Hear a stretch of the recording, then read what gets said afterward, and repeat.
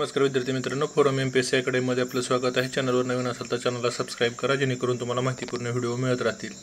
तर आजचा जे तुमच्या मानसिक स्थिती आहे विद्यार्थ्यांची आणि जे मेसेज येत आहेत, कॉल येत आहेत, त्याच्यावरून तुम्हाला उत्तर देण्याचा आणि सद्यस्थितीची जाणीव करून देण्यासाठी हा केलेला अट्टहास आहे। तर व्हिडिओ स्किप करू नका, व्यवस्थित बघा, तुम्हाला सर्व प्रश्नांची उत्तरं मिळतील जे की तुम्ही मेसेज करून विचारता आहात, फोन करून विचारता आहात।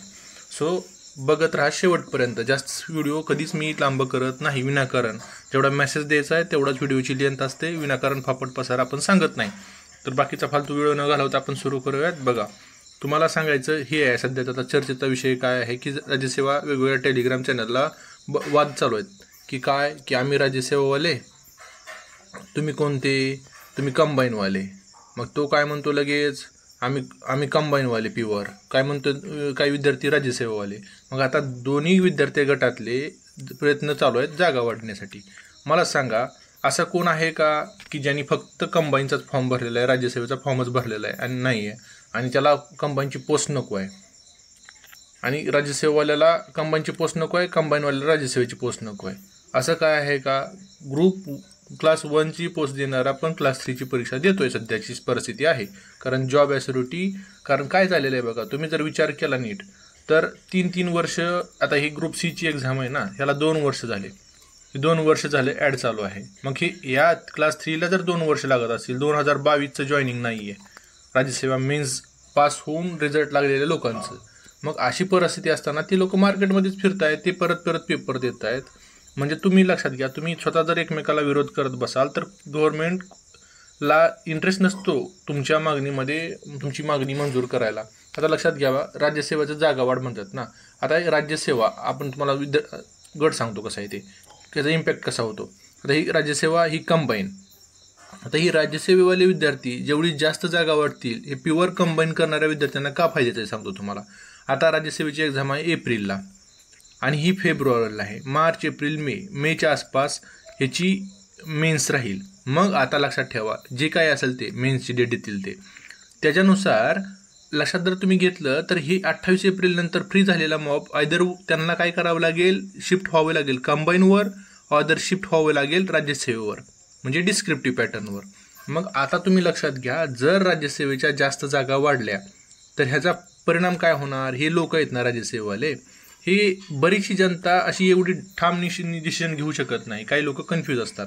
मग ते आयदर शिफ्ट होतील कंबाईनला, मग काही लोकांना वाटेल आम्ही राज्यसेवेला होतो। जर हा मॉब ह्यातला 50% मॉब हा कंबाईनकडे शिफ्ट होतो, तर नेक्स्ट वेळेस तुम्हाला कोर कंबाईन करणारी जी विद्यार्थी आहेत त्याची संख्या खूप वाढलेली दिसेल, आणि राज्यसेवेतनं मेन्स दिलेले 2-2, 4-4 मार्कांनी राहिलेले विद्यार्थी तुम्हाला कसेच कॉम्पिटिट करून देणार नाहीत। 2-4 मार्काची लीड प्रिलिम्सलाच घेणार, मेन्सला आरामात घेणार, हे डॅम शुअर आहे, हे सर्वांना माहीत आहे। आता टेलिग्रामवाले काय करतायत माहिती आहे, भांडणं लावून देण्याचं, म्हणजे कसं आहे माहिती आहे का, टेलिग्रामचं पण काही लोकांचे आता चॅनल सेट झालेले असतात, 2-4 लाख, 3 लाख, 1 लाख, 50,000, 25,000 मेंबर असतात।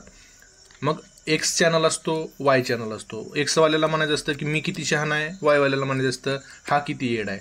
म्हणजे ह्या दोघांना काय काम आहे, ह्यांना कामधंदा आहे का? ह्यांना कामधंदा काहीच नाही आहे। ह्यांना कामधंदा काय आहे की भांडणं करत राहणे, पैसे कमवणे, सगळं करणे। बरं, हे ह्यांच्या ठिकाणी योग्य आहे तो, तुम्ही नका ना लायब्ररीमध्ये त्याच्यामध्ये सर असंच झालं, ह्यालाच फोन कर, हा असाच म्हणतो तो तसाच म्हणतो, ह्यांना ह्यांचे धंदे करू द्या ना। ह्यांचा काय फायदा आहे तुम्हाला, ह्यात तुम्हाला फायदा आहे की हे तुम्हाला एक प्लॅटफॉर्म मिळतोय। लक्षात घ्या, तुम्हाला टेलिग्राम चॅनलचा एक प्लॅटफॉर्म मिळतोय, त्याच्यावरून काय होतं, तुमची मतं मांडायला, तुम्हाला एकत्र यायला काहीतरी चॅनल आहे, काहीतरी व्यासपीठ आहे, त्याचा वापर करून घ्या। ह्या लोकांचा फक्त वापर करून घ्या, म्हणजे ह्यांचा पण तुम्हाला फायदा आहे, म्युच्युअल लेवलला बेनिफिट होतोय। तर हे लक्षात घ्या, तुम्हाला कसा बेनिफिट कुणाचा काय करून घ्यायचा हे कळालं पाहिजे विद्यार्थ्यांना। आता टेलिग्रामवाला हा एक्सवाला जर म्हणत असेल ना जागा वाढणार आहेत कंबाईनच्याच फक्त, आणि वायवाला म्हणत असेल की आम्ही राज्यसेवेसाठी प्रयत्न करतोय, कंबाईनसाठी नाही करत आहे, तर ह्या दोघांनाही म्हणायचं की आम्ही दोघांनाही सपोर्ट करतो, कंबाईनलाही सपोर्ट करतो आणि राज्यसेवेलाही सपोर्ट करतो, असं बोलून टाका। म्हणजे ह्यांनी कंबाईनवाल्यांनी जरी म्हणलं की आम्हाला सपोर्ट करा, तरी त्याला ट्विटर वॉर करायचं, जिथं ज्यावेळेस गरज पडेल त्यावेळेस जायचं, आणि कंबाईनवाल्यांनीही राज्यसेवेला जे कोर राज्यसेवा करतायत त्यांना हेल्प करायची। हे पहा कसं असतं माहिती आहे का, जर शासनाला तुमची मागणी मंजूर करायची असेल, एकदा जर धोरण ठरलं, आता 100 दिवसाचं टार्गेट दिलेलं आहे आपल्या मुख्यमंत्र्यांनी, त्याच्यानुसार जर पदं यायला निघाली चालू झाली तर एक विद्यार्थी 2 ठिकाणी जॉब करू शकणार आहे का? हे लक्षात घ्या. एक विद्यार्थी एकच ठिकाणी जॉब करणार आहे. जर त्याला राज्यसेवेची पोस्ट मिळाली तर तो कंबाईनमधनं ऑप्टिंग आउट करेल. जर कंबाईनमधनं निघाली तर ग्रुप सी मधनं ऑप्ट आउट करेल. हे लक्षात येतं आहे. म्हणजे तुम्हाला असं एकमेकाला शिडी आहे, ती एकमेकाला असं साथ देण्याची शिडी आहे. ह्यात असं चेन आणून ब्रेक करू नका. आता ह्यांना कसं असतं, काही लोकांना टेलिग्रामचे मेंबर वाढवायचे असतात, मग ते काय करतात असं डिस्टर्ब होण्यासारखी, मग तुमची मेंटॅलिटी डिस्टर्ब होते. टेलिग्रामवाल्याने काही टाकू द्या, तुम्ही काय करायचं, तुमचा फायदा बघायचा. काय फायदा बघणार तुम्ही, की बाबा आपला फायदा काय आहे, की राज्यसेवेच्या जागा वाढू, कंबाईनच्या जागा वाढू, तर आपल्याला दोन्हीला सपोर्ट करायचा आहे. आता परत ह्याच्यावर मेसेज करू नका किंवा फोन करून एकमेकाला ह्यात वेळ घालू नका. आता 2 फेब्रुवारीला एक्झाम आलेली आहे, आपल्याकडे वेळ कमी आहे. राज्यसेवेची आन्सर की लवकरच येईल, ह्याच मंथमध्ये 15 तारखेच्या आत होऊन जायला पाहिजे, सगळं त्याच्या आधी व्हायला पाहिजे. म्हणजे आपल्याकडे वेळ कमी आहे तसा. आणि दुसरा एक आणि वाद आहे बघा, सध्या चर्चेला जातोय, ऑब्जेक्टिव्ह वर्सेस डिस्क्रिप्टिव्ह. आता हे ऑब्जेक्टिव्ह ज्यांनी डिस्क्रिप्टिव्हची तयारी केली ते जोर लावून सांगतायत की आम्ही किती शहाणे, शासन बदलत करत नसते. ऑब्जेक्टिव्हवाल्यांचा चान्स आहे की शासनाला पटवून द्यायला चालू आहे की तुम्ही 2-3 वर्ष ॲड घ्याल, मग ऑब्जेक्टिव्हच राहू द्या. तुम्ही विचार करा.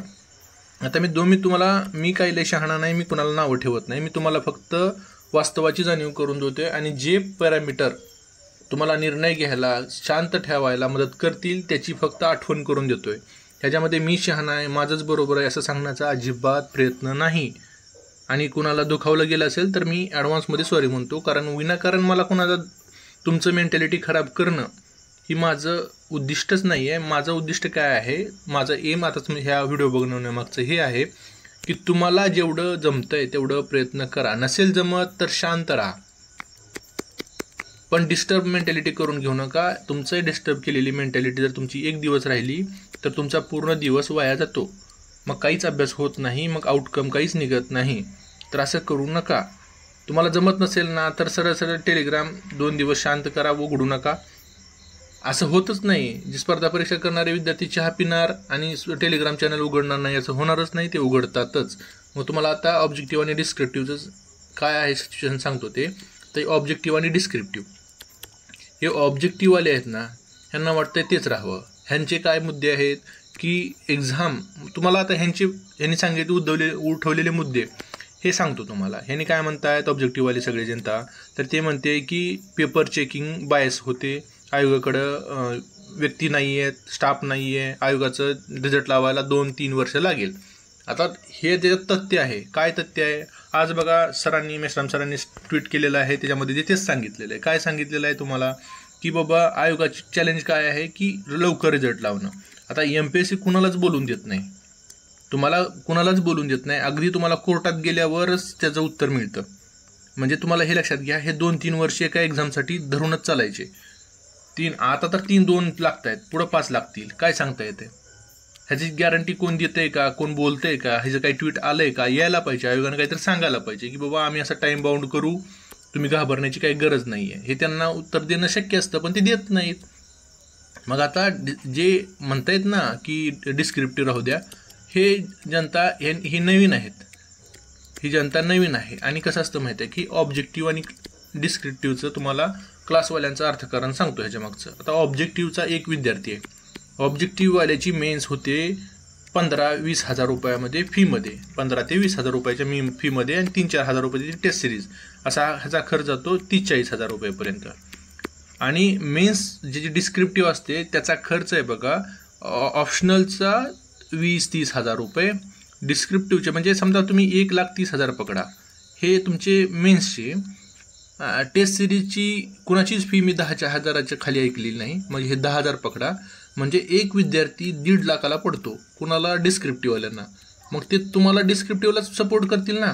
आता मला जर एखाद्या स्टुडंटकडनं, समजा आता मी एक्स पर्सन आहे, समजा माझं घेऊन सांगतो, सपोज करा मी हा एक्स माणूस आहे, मला एका विद्यार्थ्याकडून 1.5 लाख रुपये मिळत असतील आणि एका विद्यार्थ्याकडून 30,000 मिळत असतील, तर येडा पण ह्याला सपोर्ट करेल ना. 1.5 लाख रुपये ज्याला मिळत आहेत त्याला सपोर्ट करेल. ह्याच्यातले मी काही पैसे खर्च करीन, कोणासाठी खर्च करीन, मला माझं म्हणजे प्रेशर ग्रुप तयार करेन की हे असंच राहायला पाहिजे, असेच निर्णय व्हायला पाहिजे, ह्यासाठी मी सपोर्ट करेन. कारण प्रोसेस लांबली तर माझं देणं घेणं जात नाही. आता मी डिस्क्रिप्टिव्हची आणि ऑब्जेक्टिव्हची तुम्हाला फक्त बाजू सांगतोय. ऑब्जेक्टिव्ह आणि डिस्क्रिप्टिव्हची बाजू सांगतोय, जी की आता वर्तमानपत्रामध्ये चर्चेत येते. मग तुम्ही काय करायचं, ऑब्जेक्टिव्ह आणि डिस्क्रिप्टिव्हवालाचा आपला वाद चालू आहे. हे बघा तुम्हाला सांगतो, हे डिस्क्रिप्टिव्हवाल्या विद्यार्थ्यांनी हवेत राहायची गरज नाही. कारण तुम्हाला सांगतो, हे जे ऑब्जेक्टिव्हचे विद्यार्थी जोपर्यंत प्रिलिम्स देतात ना, तोपर्यंत तुम्ही प्रिलिम्सच क्लिअर होऊ शकत नाही. कारण का, ह्यांचा मेन्सचा अभ्यास तगडा आहे. हे तुम्हाला 20 मार्काच्या लीडनं फाईट देतील, हे लक्षात ठेवा. त्यामुळं असं नवीन विद्यार्थ्यांनी समजण्याचं कारण नाही की मी आता डिस्क्रिप्टिव्हची मेन्सची तयारी केली. अरे मेन्सची तयारी तू केली आहे, पण तुला पेपर मेन्सला यायला भेटतील त्यावेळेस ना. हे ऑब्जेक्टिव्ह आहे, तुम्हाला हे तर माहिती आहे ना, GS1 हे चालतं आणि ह्या लोकांचं हे फिक्स आहे. सो तुम्हाला ह्यांनी पण सावधान होणं गरजेचं आहे आणि ह्यांनी पण सावधान होणं गरजेचं आहे. ऑब्जेक्टिव्हवाल्यांनी आता हा निर्णय गव्हर्नमेंट फिरवेल हे आता तरी वाटत नाही, त्यासाठी खूप प्रयत्न करावे लागतील यांना. आणि ह्यांना लोकांना हा निर्णय आता सध्या आहे लागू, त्याच्यानुसार ते होऊन जाईल. म्हणजे पॉझिटिव्ह निगेटिव्ह कळाले. मग काय करायचं तुम्हाला, आता समजा आपण 2 पॉईंट बघितले. कुठले बघितले, ऑब्जेक्टिव्ह आणि डिस्क्रिप्टिव्ह. आपण ज्यांना स्वतःला वाटते ऑब्जेक्टिव्ह राहावी त्यांनी ऑब्जेक्टिव्हसाठी काम करा, ज्यांना स्वतःला वाटते डिस्क्रिप्टिव्हसाठी त्यांनी स्वतःच्या डिस्क्रिप्टिव्हसाठी काम करा, ज्यांना वाटते कंबाईनसाठी जागा वाढाव्या, ज्यांना वाटते राज्यसेवेसाठी जागा वाढाव्या, सगळ्या लोकांनी फक्त हेल्प करा. फक्त चर्चा करू नका मित्रांमध्ये चर्चा केली की तुमचे 2 तास जातात. बघा, स्वतःला विचारून बघा, मी काही फालतू सांगत नाही. 2 तास जातात. तो आर्ग्युमेंट करतो, तुम्ही आर्ग्युमेंट करता, तो आर्ग्युमेंट करतो, कारण दोघांनी आधी ठरवलं असतं की माझं बरोबर आहे. मग ह्याच्यात वेळ जातो, तुमची मानसिकता खराब होते, मग ह्यातून आउटकम काहीच निघत नाही. लक्षात ठेवा. आणि हे तुम्हाला सांगण्यामागचा एवढाच उद्देश होता की तुम्हाला क्लॅरिटी यावी. तुम्हाला काय वाटत असेल तर कमेंट करा, आपण त्याला उत्तर देऊयात.